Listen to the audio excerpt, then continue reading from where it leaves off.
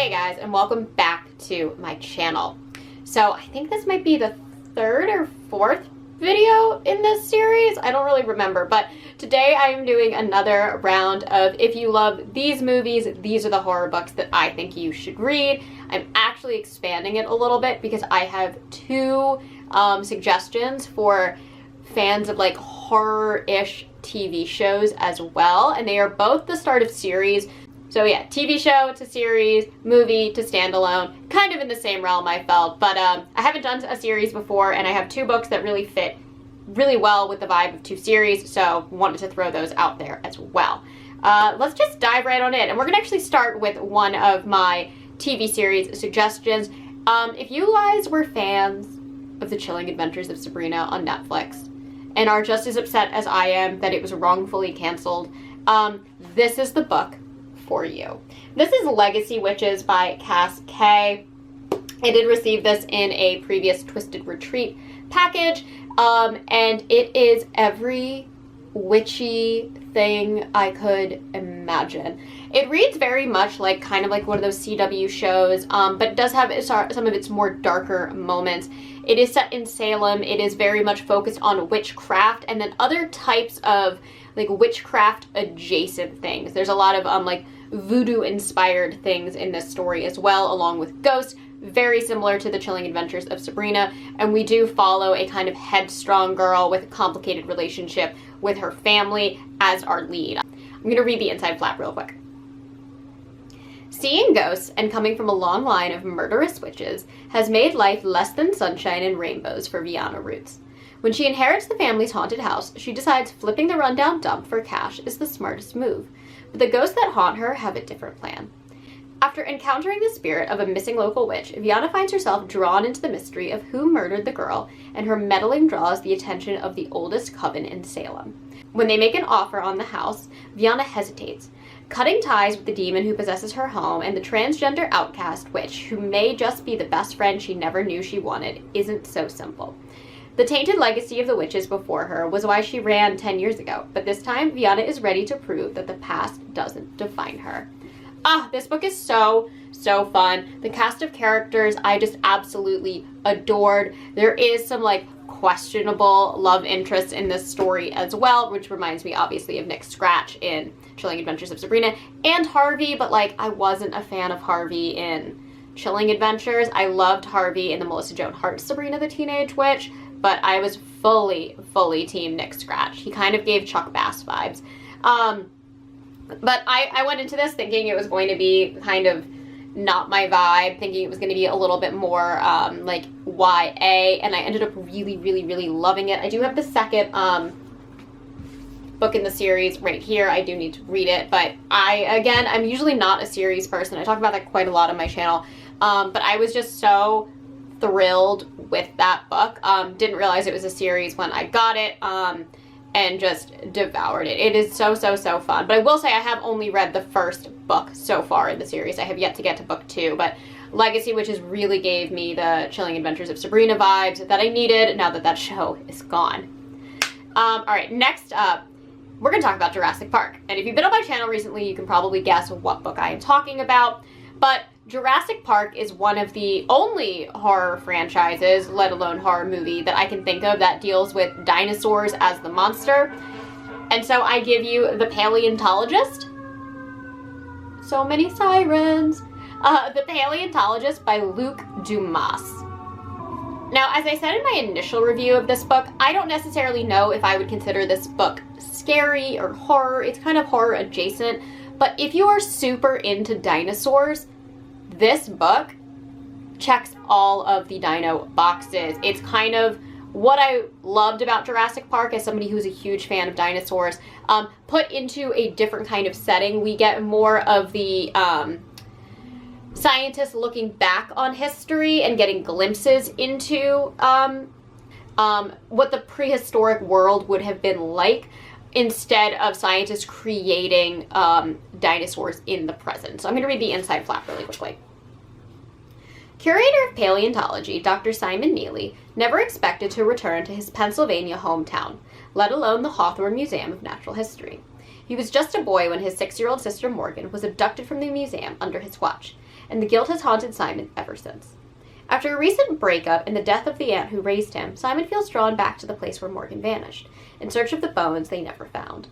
But from the moment he arrives, things aren't what he expected. The Hawthorne is a crumbling ruin, still closed amid the ongoing pandemic and plummeting towards financial catastrophe. Worse, Simon begins seeing and hearing things he can't explain. Strange animal sounds, bloody footprints that no living creature could have left. A prehistoric killer looming in the shadows of the museum. Terrified he's losing his grip on reality, Simon turns to the handwritten research diaries of his predecessor and uncovers a blood-soaked mystery 150 million years in the making. That could be the answer to everything. So again, I just need to emphasize this. I wouldn't necessarily read if you were looking for a horror story, but if you were looking for something that's going to give you Jurassic Park feels with that kind of element of suspense and mystery, this is definitely where you want to go. At the end of the day, this story is primarily a murder mystery, but the amount of dinosaurs within the story really elevate it to something very, very enjoyable if you are a fan of paleontology. If you are not, I can see this book not necessarily working for you. And I definitely wouldn't say this is the greatest thing I've ever read, but Luc Dumas's like love and attention to detail and talking about a wide range of different dinosaurs, I absolutely adore it. And he doesn't just check off like the T-Rex and the Parasaurolophus and the Stegosaurus, you know, not the basic ones. You get really, really, really in-depth information about a whole plethora of dinosaurs and their habitats and how they operated and how paleontology departments work in museums, and I loved that aspect of it, and I loved kind of seeing the dinosaurs described and how they interact in the story. It's really cool and it's really unique for that purpose. Okay, so I know in one of my previous videos I recommended The Devil Crept In if you are a fan of Rosemary's Baby.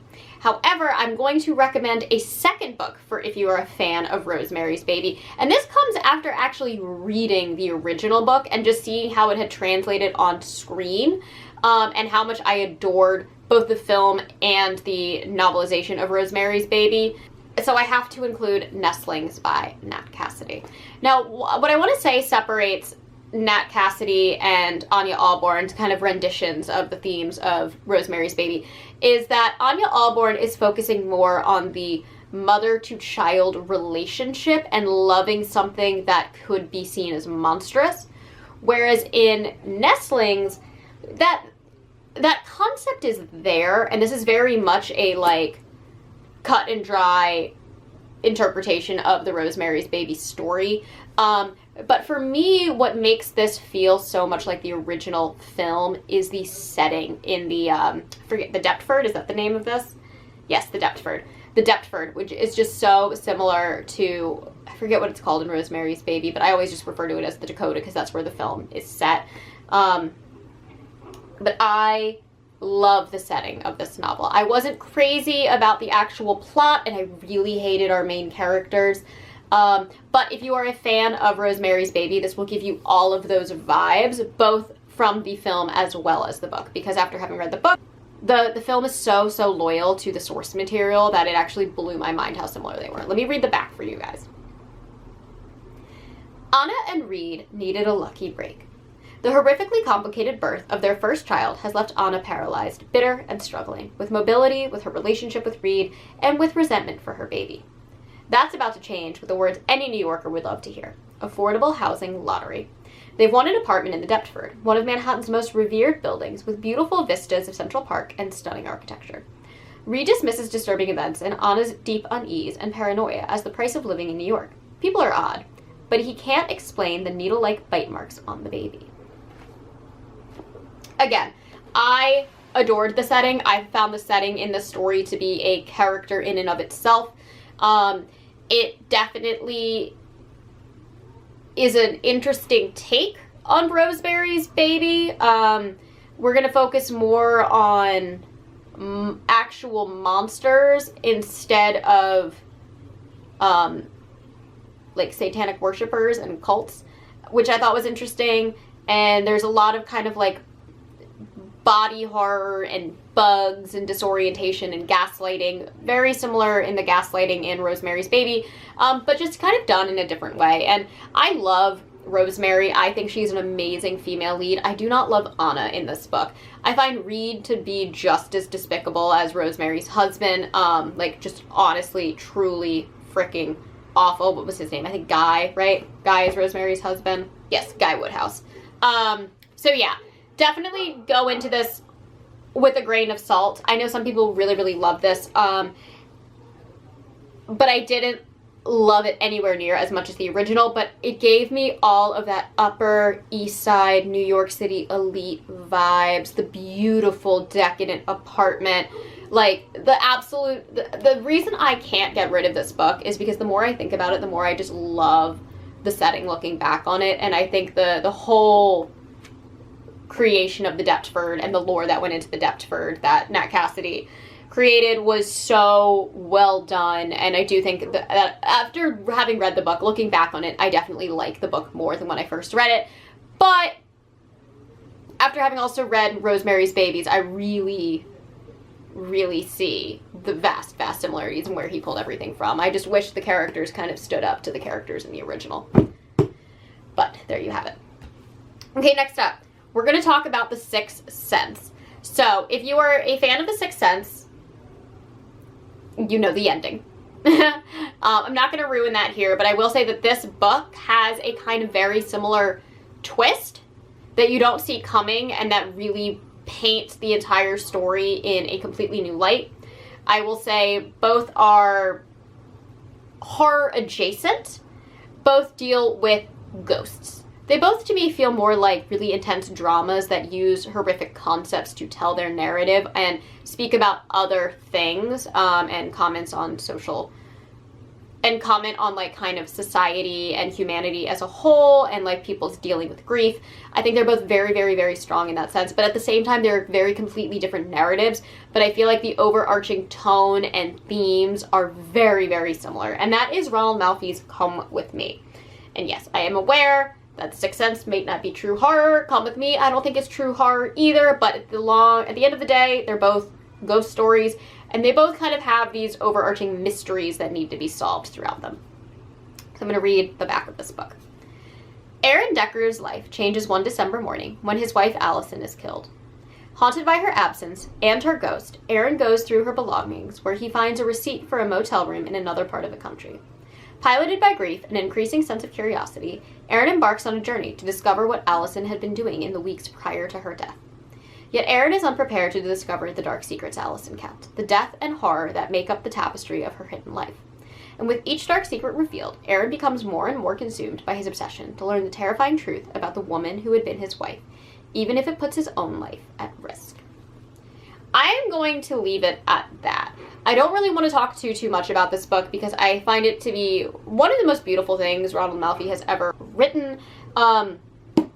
And I just think that it really does speak for itself when you read it, and it's so much more fun to kind of go into it not really knowing what it's about and just enjoying it for the ride that it is. It will make you cry, most likely. It is such a beautiful, sad, devastating, grief-filled love letter, and I adore it. I really do. And definitely read the afterword after you've read it. It'll put the whole book in a new perspective for you, and I just, this book is so beautiful. I adore it. Last but not least, this is for my fans of the series Lost. I will be honest, I actually have never finished Lost, but I watched quite a lot of it, and reading this novel really reminded me of those first few seasons. This is another book that I picked up and I did not realize it was going to be a series, and I was really, really bummed because I was like, oh my god, I need to know what happens. I need answers. I just didn't want the book to end. So this is another book where the new book 2 is not out yet. I'm not sure when book 2 will come out, but this is a book that I will be picking up book 2 because book 1 impressed me so much. Okay, and that is Brier Dark by S.A. Harrion. This is also a book that I got in my Twisted Retreat box, and I don't think I ever would have picked it up had I not received it. And I love this cover.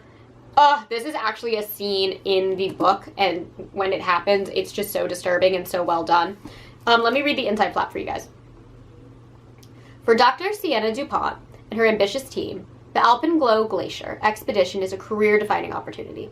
But 30 miles into the desolate Dead Switch wilderness, they discover a missing hiker dangling from a tree, and their satellite phone fails to call out. Then, the body vanishes without a trace.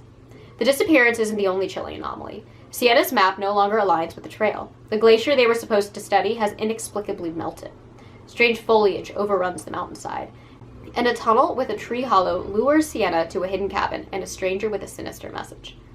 Holden Sharp's IT job offers little distraction from his wasted potential until he stumbles upon a decommissioned hard drive and an old audio file.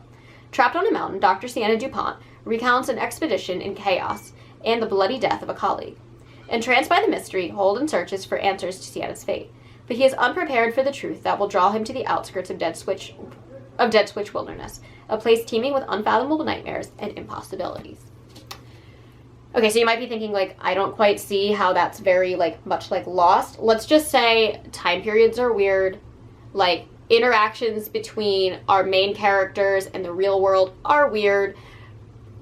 We aren't sure if people are dead or alive. It is a whole just mess of craziness, interdimensional, otherworld. We don't really know what's happening as the reader, but we're trying to find out. And I have never read anything that reminds me of Lost so much as this book. However, it does not feel like it is anything paying tribute to Lost or ripping it off. It feels very much its own thing.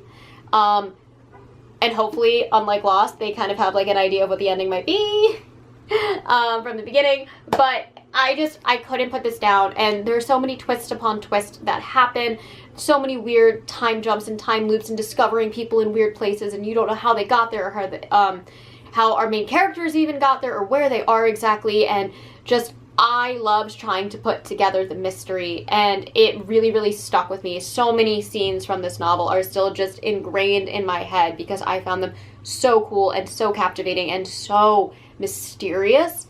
And I'm so stoked to read more. I loved this. I loved this book. It blew me away. And it gave me all of those like old school Lost vibes, especially in those first like 2 or 3 seasons. And I'm so stoked to continue reading that series.